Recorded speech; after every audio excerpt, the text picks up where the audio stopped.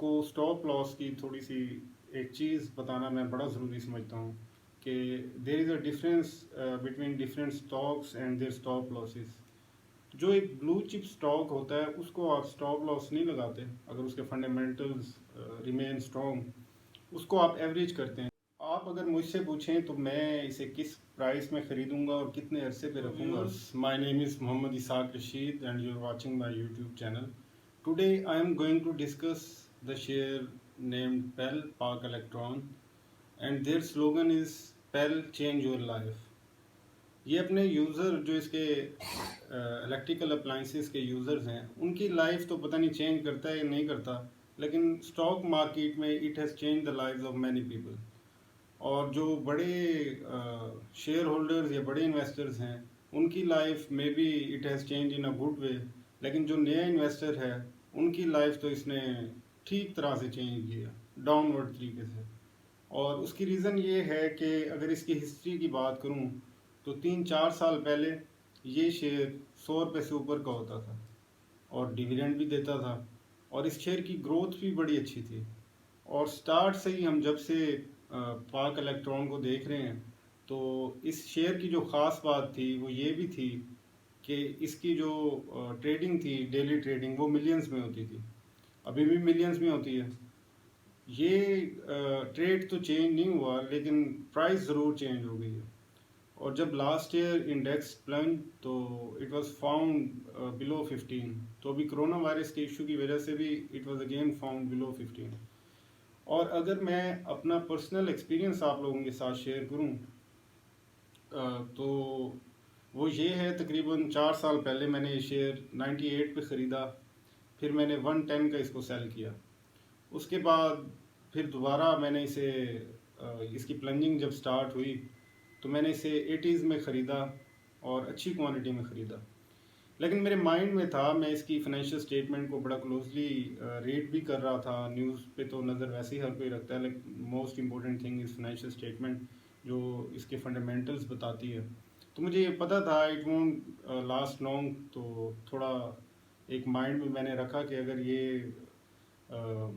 80 या 75 की रेंज तक तो चलो टॉलरेबल है, और नीचे गया तो मैं इसे सेल कर दूंगा, थोड़ा लॉस बेयर कर लेंगे, खैर है। तो जैसे ही 75 से नीचे गया तो मैंने सेल आउट कर दिया। और उसके बाद मैंने देखा कि ये जब 15 रुपये पे गया तो मैंने इस पर दोबारा नज़र डाली, तो आई वॉज़ रियली हैप्पी कि मैंने थोड़ा लॉस बेयर किया और 75 पे इसे सेल किया। यहाँ पे आपको स्टॉप लॉस की थोड़ी सी एक चीज़ बताना मैं बड़ा ज़रूरी समझता हूँ कि there is a difference between different stocks and their stop losses. जो एक ब्लू चिप स्टॉक होता है उसको आप स्टॉप लॉस नहीं लगाते अगर उसके फंडामेंटल्स रिमेन स्ट्रॉन्ग, उसको आप एवरेज करते हैं जब नीचे आता है, because you are sure it will again skyrocket. तो लेकिन जिसके फंडामेंटल अच्छे ना हो, ग्रोथ स्टॉक हो, और जिस पे कैपिटल गेन आप शॉर्ट टर्म, मीडियम टर्म, चाहे लॉन्ग टर्म के लिए रखा हो, फंडामेंटल्स डिटीरिएट हो रहे हों, तो उस पर स्टॉप लॉस बड़ा ज़रूरी होता है। तो मैंने लगाया। अब मैं इसकी कैटेगरी अगर आपको बताऊं, पाक इलेक्ट्रॉन की, पाक इलेक्ट्रॉन की कैटेगरी ये है कि जो मैंने अपनी, आई एम श्योर आपने मेरी वीडियो देखी होगी बैलेंस पोर्टफोलियो वाली, उसमें जो मैंने सेकंड कैटेगरी बताई थी ये उसमें फॉल करता है। First category was that of blue chip stock that you keep for a long term for eating dividends. और सेकंड में मैंने कहा था जो शेयर तो आपको ऑन द आउटलुक अच्छा लगे और ग्रोथ के भी चांसेस हों, अंडर वैल्यू हो, वैल्यू इन्वेस्टमेंट करें आप उसमें, लेकिन लॉस के भी चांसेस हों, डिविडेंड कम होता है इन शेयर्स में, ये उसमें फॉल करता है। लेकिन आप बिल्कुल धोखा ना खाइएगा इस तरीके से कि कहीं आप अपनी सारी इन्वेस्टमेंट या ओवर 50% या 50% भी ऐसे स्टॉक में डाल दें, क्योंकि इसका कुछ पता नहीं होता। अब इसके ऑपरेशंस की अगर बात करें, क्योंकि डिटेल में इसको डिस्कस कर रहा हूँ ताकि आपको हर चीज़ क्लियर हो, तो its operations are divided in 2 segments.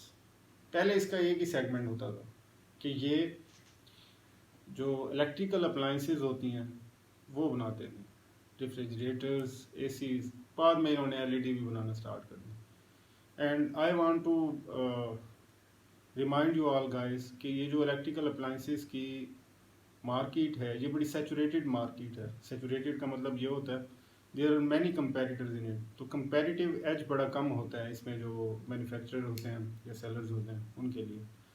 और पेल ने बड़ी मार खाई इस पॉइंट ऑफ व्यू से जब न्यू कंपेटिटर आए, चाइनीज़ प्रोडक्ट्स आना स्टार्ट हुई। वो इस तरह ये प्रीमियम प्रोडक्ट्स बनाते थे, इसकी प्राइसेस आज भी सबसे ज़्यादा हैं।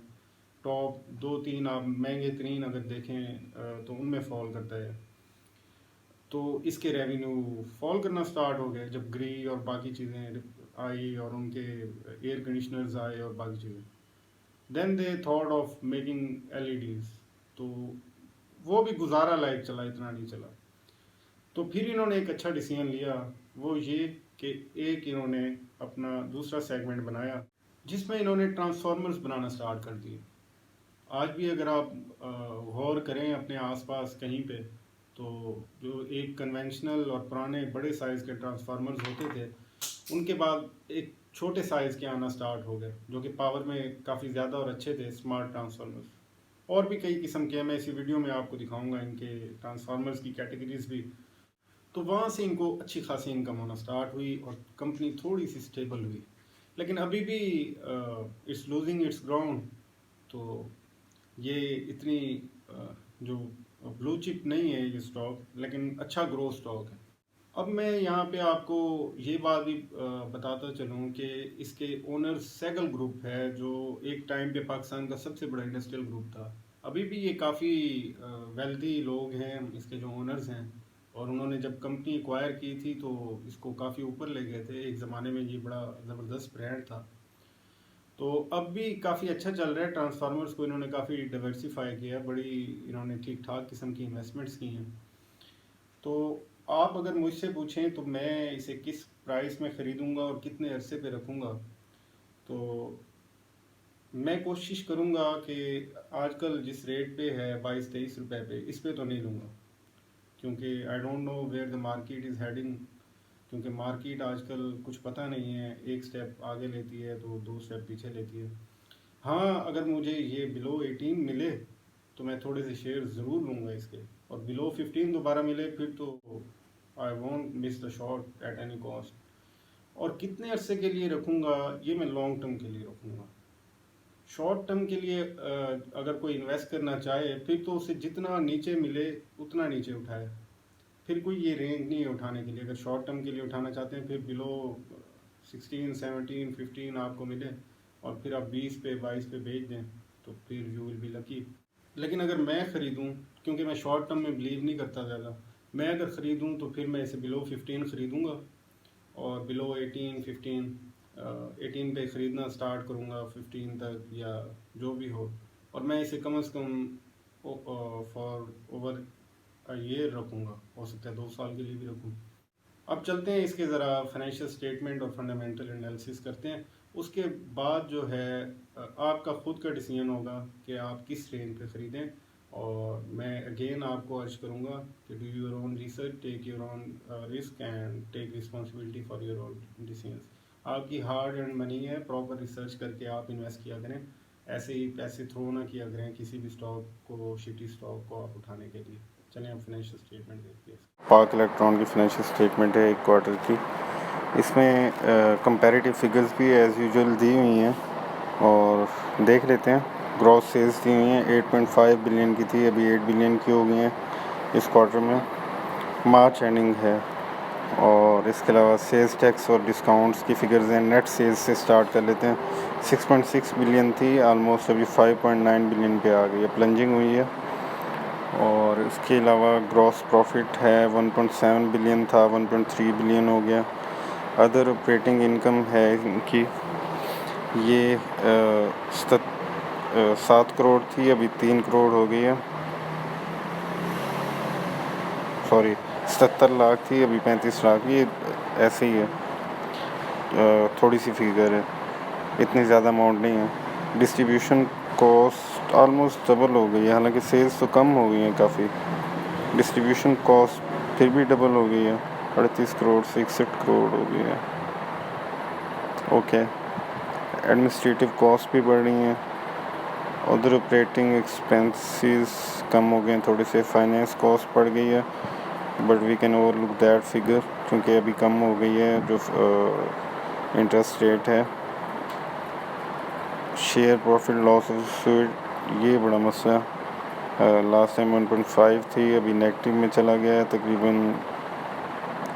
और ये आपको बता दूं, ये जो एसोसिएट से शेयर या प्रॉफिट आता है, ये वो होता है जो इस कंपनी ने किसी दूसरी कंपनी में इन्वेस्टमेंट की हुई है, इसके बाद प्रॉफिट बिफोर टैक्स या आफ्टर टैक्स में ये लॉस हो गया, जितना प्रॉफिट था लास्ट क्वार्टर में तकरीबन उतना ही लॉस हो गया। 45 करोड़ प्रॉफिट था, अभी 49 करोड़ लॉस हो गया। फिर प्रॉफिट आफ्टर टैक्स में ये ठीक ठाक लॉस है, और एंड पे अर्निंग पर शेयर 0.82 पर शेयर थी लास्ट टाइम, अभी लॉस हुआ है -1। इसकी करंट प्राइस है, पाक इलेक्ट्रॉन की करंट प्राइस है, और वॉल्यूम भी अच्छा खासा मिलियंस में लगा हुआ है। ये एक दिन में हाईएस्ट लोएस्ट पॉइंट्स हैं, और ये असल 52 वीक्स की रेंज है। अभी इसका लोएस्ट था जब ये कोरोना वायरस की वजह से प्लंजिंग हुई 13.80, और इसका एक साल में हाईएस्ट तकरीबन 30 के करीब है। ईयर टू डेट चेंज में ये -17% पे ऑलमोस्ट। और ये सैगल ग्रुप का है, सैगल ग्रुप काफ़ी तगड़ा ग्रुप है। और इसके अलावा जो मेन ईपीएस वाली फिगर्स हैं वो भी देख लेते हैं। वो क्वार्टर के रिज़ल्ट्स हमने देखे थे, अभी एनुअल देख लेते हैं। 2016 से अवेलेबल है, 3.95 थी, अच्छी अर्निंग पर शेयर थी। 2017 में कम हो गए 2.71 पे आई, 18 में बहुत ज़्यादा कम हुई, मल्टीपल टाइम्स कम हुई, 3-4 गुना कम हो गई, 0.98 पे आ गई, और 19 में 0.27 पे चली गई। ये इसकी रेशोज़ हैं, ये तो हमने डिस्कस किया ऑलरेडी। 2 साल की अगर देखें 19 और 20 की, तो ग्रॉस प्रॉफिट जो था वो 11% से 14 हुआ, ग्रॉस प्रॉफिट बढ़ा, लेकिन जो नेट प्रॉफिट है, जो मेन फिगर होती है, ये 2.25 से 0.80 पे आ गया। आखिरी बार डिविडेंड 2018 में दिया गया था, जब इसकी अर्निंग पर शेयर नेगेटिव में जब इसकी अर्निंग पर शेयर 0.98 थी, बेहतर थी थोड़ी। उससे पहले ये देते रहे हैं, ये देखें साल में एक मरतबा हर साल आता रहा। तो इसके अलावा ये उससे पहले भी कंसिस्टेंटली देते रहे, but now it has deteriorated. और ये एसोसिएटेड कंपनीज़ हैं पेल की। ये मैंने सोचा कि since it's an important company, तो क्यों ना आपको वो सारी कंपनीज़ भी दिखाई जाएं जिसमें पेल की इन्वेस्टमेंट है, पाक इलेक्ट्रॉन की। ये Kohinoor energy, Kohinoor industries, Saritow spinning, Saigol brothers और कोहिनूर ऑटोज़, आप ये देख सकते हैं सारी कंपनीज़। और इसके बाद ये पेल की होम अप्लाइंसेस हैं सारी। इसमें जो मैं बता रहा था, जो सेकंड इसका एक सेगमेंट है जो ट्रांसफार्मर्स पे है, उसमें ये सिर्फ एक तरह का नहीं बना रहे ट्रांसफार्मर, ये सारी टाइप्स के हैं। डिस्ट्रीब्यूशन ट्रांसफार्मर है, पावर ट्रांसफार्मर है, ड्राई टाइप है, एनर्जी मीटर है, इंस्ट्रूमेंट है, ट्रांसफार्मर और अदर इंजीनियरिंग सर्विसेज भी हैं। और उसके अलावा जो इनकी होम अप्लाइंसेस हैं, उनमें refrigerators, air conditioners, ovens, deep freezers, और अब एलईडी टीवीज़ भी बना रहे हैं।